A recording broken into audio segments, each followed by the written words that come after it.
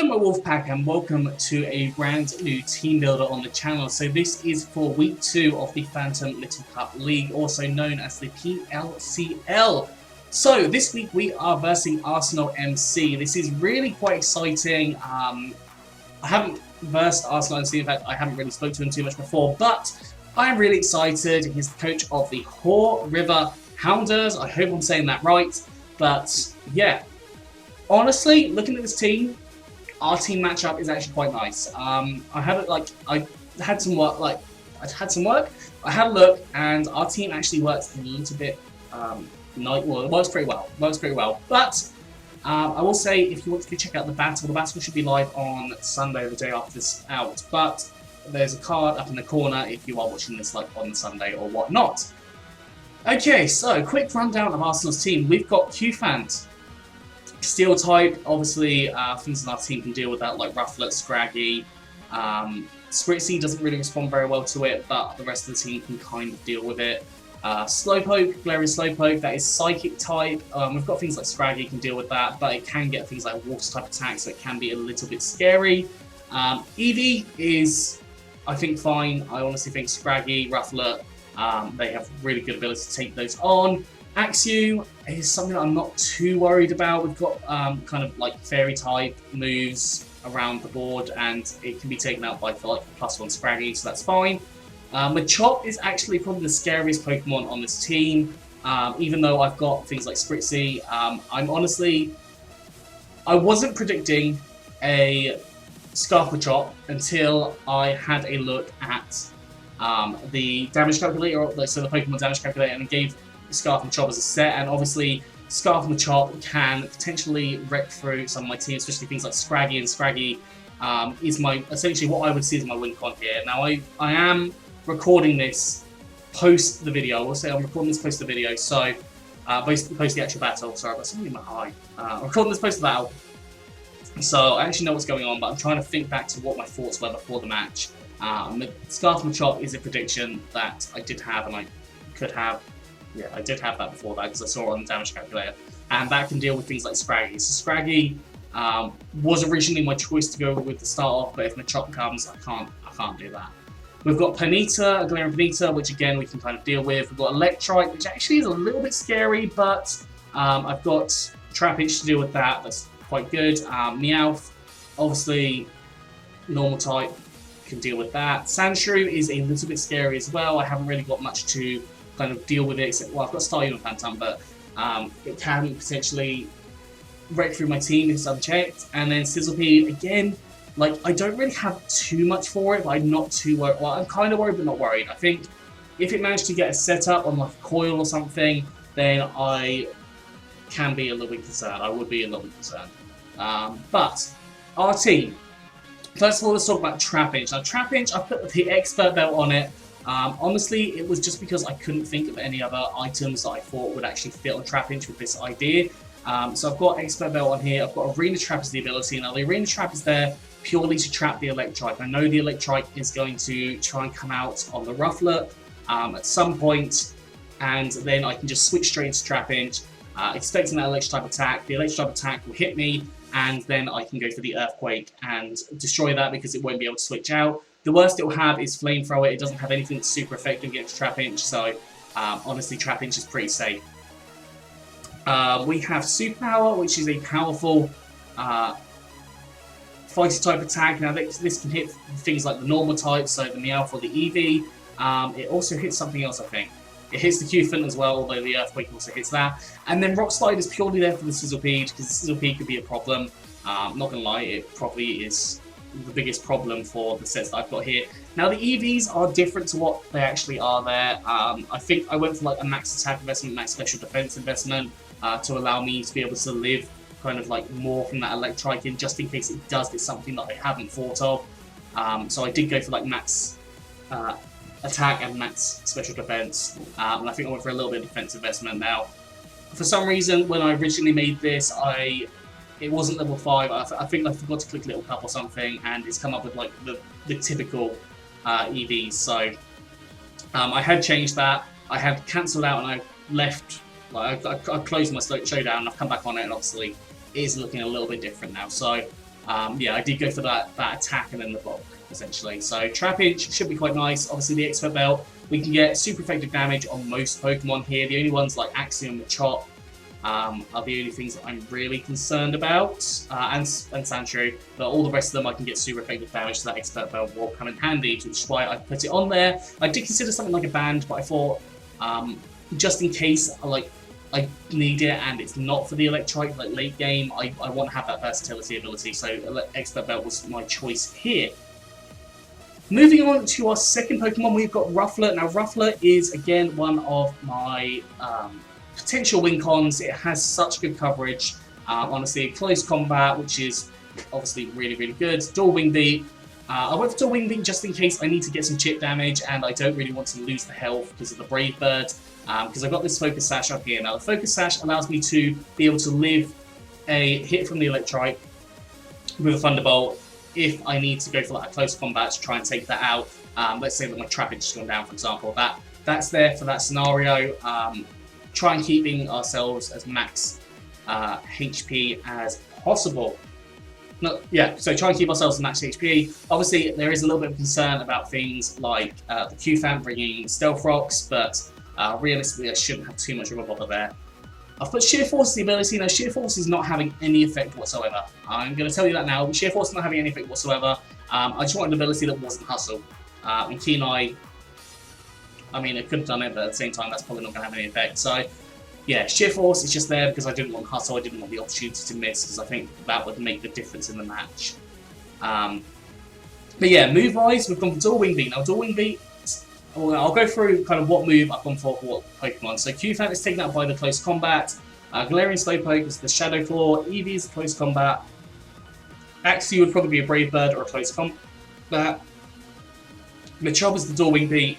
Ponyta is the Shadow Claw. Electrike can be taken out by a Close Combat. It is a roll, I believe, but that is possible. Meowth can be taken out by Close Combat. Sandshrew probably would end up being like a Brave Bird or a Dual Wing Beat. And then Sizzlipede, again, Brave Bird or Dual Wing Beat. So those are kind of my coverage moves, as per se. I think the Shadow Claw would definitely come in handy against the Slowpoke and the Ponyta there because I definitely see one of the two coming.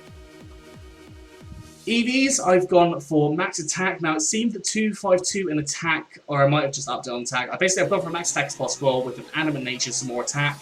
I've gone for a little bit of a split in special defense and defense. Now the special defense, just because this team does look more on the special side, so the only physical Pokemon, well, a lot of them are physical actually, but I think, yeah, actually most of them are physical, but I think just having that special defense investment could work nicely for me. Possibly. I don't know. Well, we'll see. Moving on to our third Pokemon, we have got Scraggy. Now, Scraggy is my win con. I think 99% sure that Scraggy is going to get me this match here. Now, if the Machop doesn't come, I bring in Scraggy as my start and just set up a Dragon Dance. That is my thought here. I put Berry Juice on here, so if we do take a bit of damage from something, I mean, the Ponyta could go, or the Ponyta and the Slowpoke, I think they do get access to Fairy-type moves. Same with Meowth, I think he gets access to Fairy-type moves. But other than those, like, if I can get a good lead, my Berry Juice can activate, and I can get Dragon Dance up, and once I've got Dragon Dance up, I can more or less OHKO anything, and then get the Moxie ability to increase my attack power, and obviously, at +2, +3, nothing is going to survive any hits. There is a little bit of a concern about being +1. The only concern I really have is Machop. As I said, I'm predicting a Scarf Machop. I mean, I need to prepare for a Scarf Machop. Like, that's something that could happen, that could wreck me if I wasn't prepared for it. So we've got Dragon Dance here. This is something that obviously does come, probably won't happen as well until the Machop is gone. So we need to kind of set up after the Machop is down. We've got Drain Punch, which is a powerful Fire-type attack. Honestly, I thought Scraggy got close combat, but it turns out it doesn't. So that's a rip on me, essentially. But Drain Punch is a close second because it allows me to get the recovery, even if I get some chip damage hitting me. I've got Knockoff. Now, Knockoff can hit a variety of Pokemon, and then Stone Edge just again with the coverage. So, Q-Fant is not taken out by the Drain Punch, Slowpoke by the Knockoff, Eevee Drain Punch, Axew is probably going to be Drain Punch, Machop, I think it takes like 2 Drain Punches to take it down. Ponyta is Knockoff, Electrike, I think a +1 Drain Punch does take it out.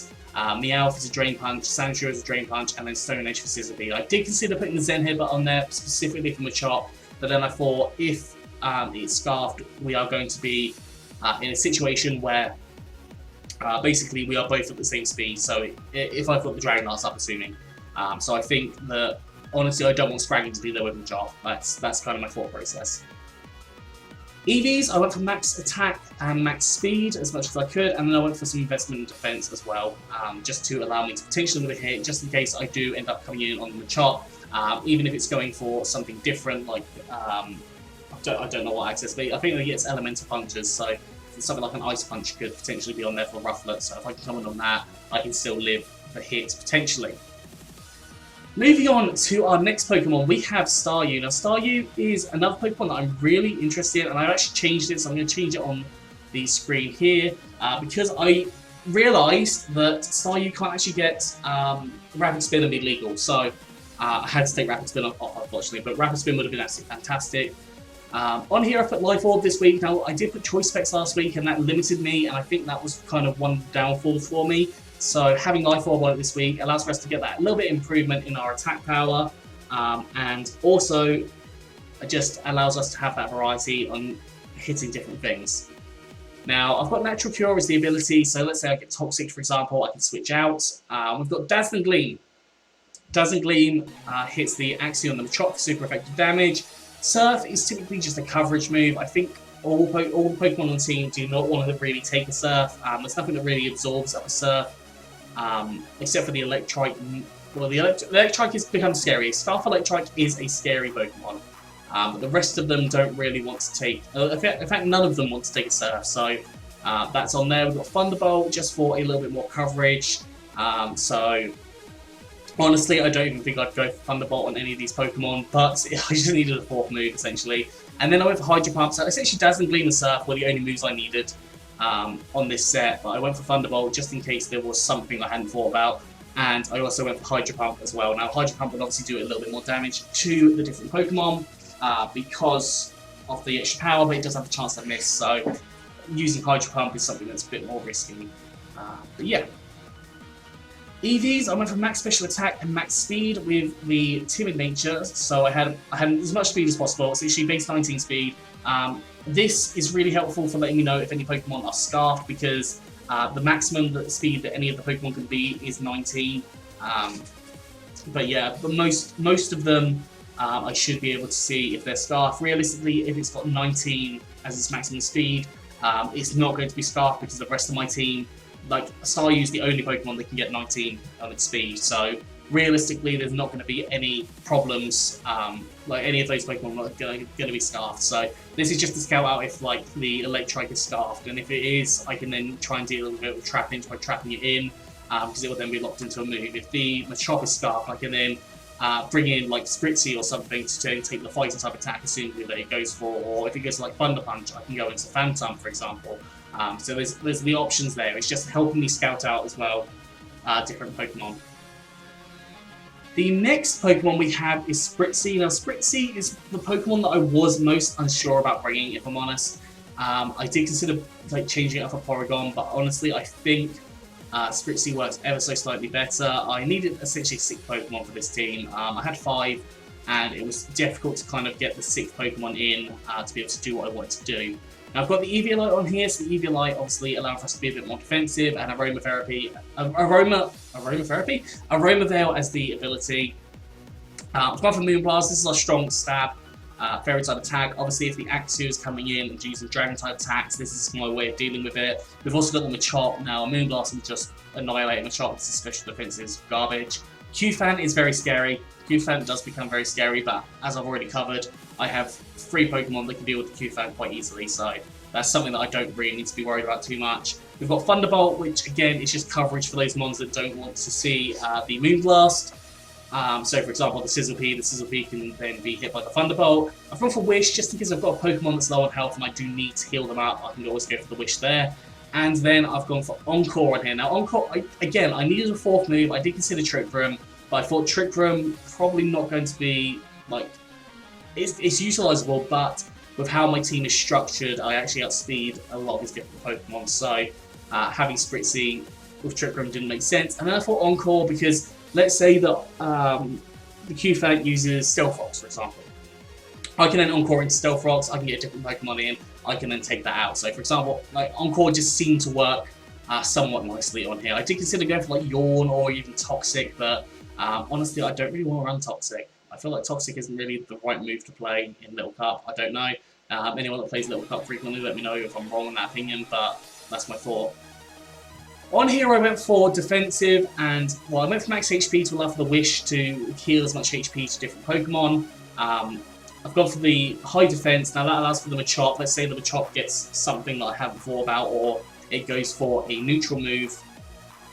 Yeah, a neutral move on me, for example, and it does a lot of damage. So that's why I've gone for the defensive investment. This is mostly for the Machop and the Axew, because they could be problematic. And then I've invested some in special attack just to allow for that Moonblast to do a little bit more damage and hopefully be able to take out some different Pokemon. And finally we have Phantump. Now Phantump is one Pokemon that I was unsure about, if I'm honest. I was more sure about this than Spritzee. This is kind of like when I was figuring my 5th Pokemon, I was like, do I go with Phantump or don't I go with Phantump? And I kind of want to run this strat. We've got Oranberry and Harvest. Now, obviously, normally you do Citrus Berry and Harvest, but with this, if we go to half HP, we can get all of our HP back. So we can go back up to 20 HP. Or if we go below, we can get the vast majority of our HP back. And that allows for us to be able to maintain our health. I've put Protect on here as well, just in case I need to harvest back that Oranberry one turn, and it just allows me to be able to scout out as well, see what kind of moves Pokemon are going for. So, for example, I know Machop gets access to things like Knockoff, QTheCostaRican might get access to things like Crunch, I don't actually know. Slowpoke, I think possibly gets access to some Dark-type moves. Eevee, I'm pretty sure does as well. Axew definitely does, I think gets access to Crunch. Electrike gets access to Crunch, I think, now if it wants to go for a physical. Say gets access to Flamethrower as well. But yeah, a lot of the Pokemon get access to different things, but I thought we can have a go with Protect on here so I can scout anything. Poltergeist, because it's such an incredibly powerful move, it's based 110 power, it is 90% accurate, so I would have to get lucky in the game. But Poltergeist honestly can wreck through a lot of the different Pokemon, and that's why I've kind of put it on here. So I think it takes out the QTheCostaRican, I think it takes out the Slowpoke. We'll go through those in a minute. I've got for Horn Leech as well, and a Horn Leech allows for us again to get that little bit of recovery. And going for the Horn Leech is just a powerful grass type move. It's boosted by Stab, it'll hit things like the Sandshrew for good damage. And then finally Rock Slide, and that's purely there for the Sizzlepeed, because the Sizzlepeed is a problem. So this set, honestly, Poltergeist goes for the QTheCostaRican, the Slowpoke, Horn Leech goes for the Eevee, Poltergeist for the Axew, and the Machop. Planeta, Poltergeist, Electrike, probably Poltergeist or Horn Leech, it doesn't really matter. Meowth, it'll be the Horn Leech, Sandshrew, Horn Leech, and Sizzlepeed will be the Rock Slide. So I've got a little bit of coverage on there. I should be able to hit a lot of those Pokemon for really good damage because we've got actually quite high attack, 17 there. I've done max attack and then some split into the defenses there as well. Now, lead-wise, as I said, I think Scraggy if the Machop doesn't come. Otherwise, realistically, it's probably Rufflet. I think Rufflet is the best coverage for the team. And it's also quite fast. I would consider going Trapinch, but the fact that it might end up taking damage and then I'll reveal that it's a Arena Trap straight off, I don't really want to do that. I've considered Staryu as a option as well. It's a possibility, but I don't know. We'll see kind of how I feel during the match, or how I felt during the match, because I've already recorded it. Yeah, honestly, the scariest Pokemon on this team is probably the Machop. It's probably the Machop. The QTheCostaRican can be quite scary if I hadn't checked it, but I've checked it so much on this team that it's not scary anymore. The Slowpoke and the Planeta, I think I've got enough coverage for. Eevee and Meowth, again, coverage I've got for them. Axew can be scary, maybe if it's a Dragon Dance variant, that could be quite intimidating. Electrike is probably one of the problems here, but I think the Trapinch really does check that completely. Sandshrew, I'm not sure I'm going to see coming. I'm not sure I see Sandshrew coming, but I've got coverage for that. And then Sizzlepeed is probably actually as scary as the Machop. So Sizzlepeed and Machop are probably the two scary Pokemon that I am a little bit worried about, because they can cause a little bit of damage to my team. And if I allowed them to set up, we could definitely be seeing some negative situations, to say the least. But that is all for this team builder. Do you think I'm going to win the match? Do you think I'm going to lose the match? Let me know down in the comment section below. Whilst you're down there, also like the video and subscribe to the channel if you haven't done so already. And that is all for today. So I hope you enjoyed this.